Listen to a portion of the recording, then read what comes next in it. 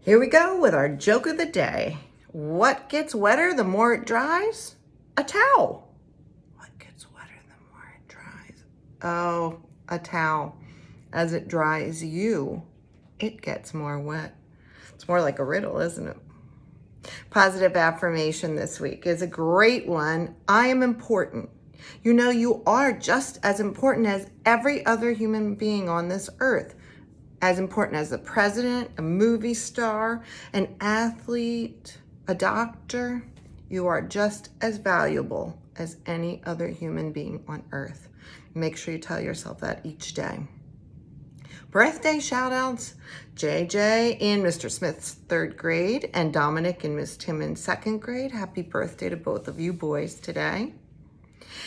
Yesterday, we met Gertrude Stein, who was Sam's next door neighbor, and we learned how important Sam really became to her since she lived all by herself and would have been really lonely. In fact, she said she may not even remember how to talk if Sam didn't come and visit her once in a while so that they could sit and talk and have conversations together.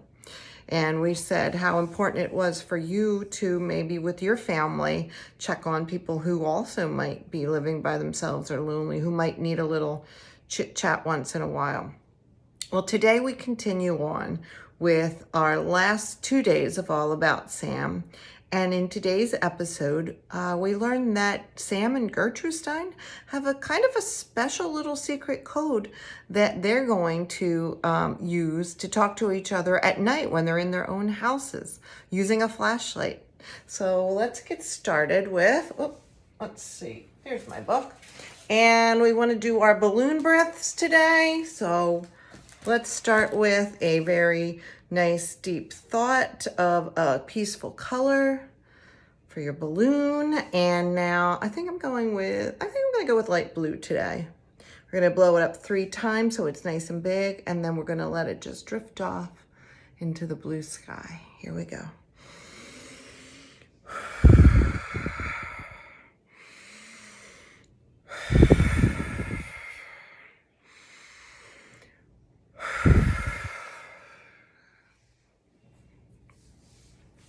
Great.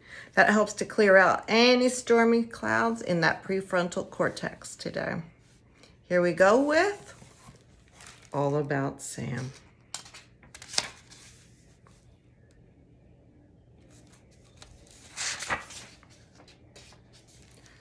You know about codes? Sam asked, looking up at Gertrude Stein. If I said I don't want another cookie, it would really mean I do want another cookie because it would be a code. Gertrude Stein passed the cookies to Sam and he took another. I know a code, she said. Do you really? Sam asked. Or are you talking in code? Because if you're talking in code and you say I know a code, then it would really mean I don't know a code.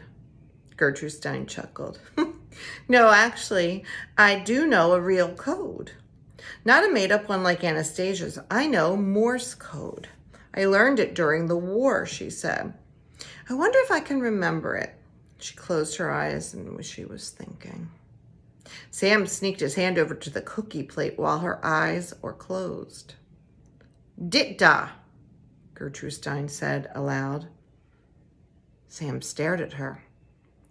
Da, dit, dit, dit, she said with her eyes still closed. Da, dit, da, dit. Sam quietly pulled his sneaking hand back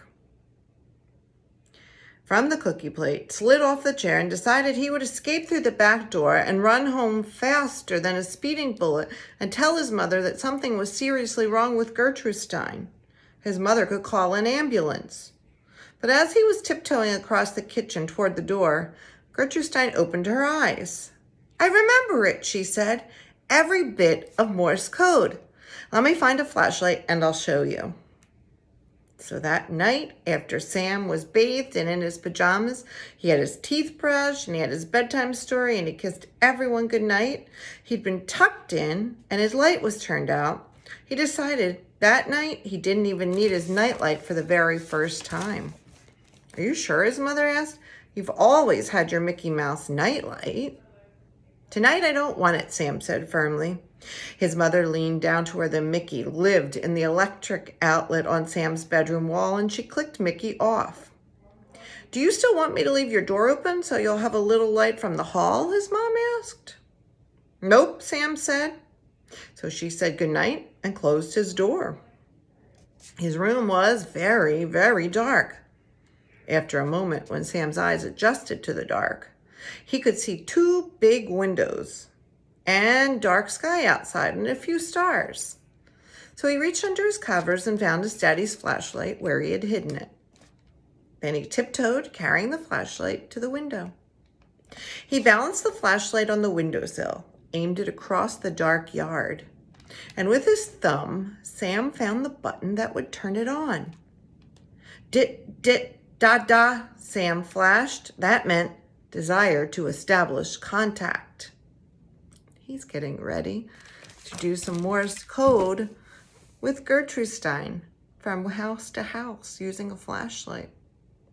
If that sounds interesting to you, you can learn more about it. I found a great website. It is alphamom.com, and it's called Morse Code Sleepover Party. Using, they have a little sheet you can print out, and you can teach yourself a little bit about Morse code. And if you have a flashlight and a friend has a flashlight, you can start sending them secret messages too. I'll also put the website webpage on my Google Classroom. In case you're having trouble finding it, you can always go there and click on it. Please join in tomorrow, boys and girls, for our last day of All About Sam. And then we'll have our final Friday assignment on June 5th. And then after June 5th, your main focus is to relax with some virtual field trips and maybe some movies that we share. And then don't forget to start gathering your library books back together if you have them at home, so you'll be able to drop them off on your grades drop-off day. See you tomorrow, boys and girls.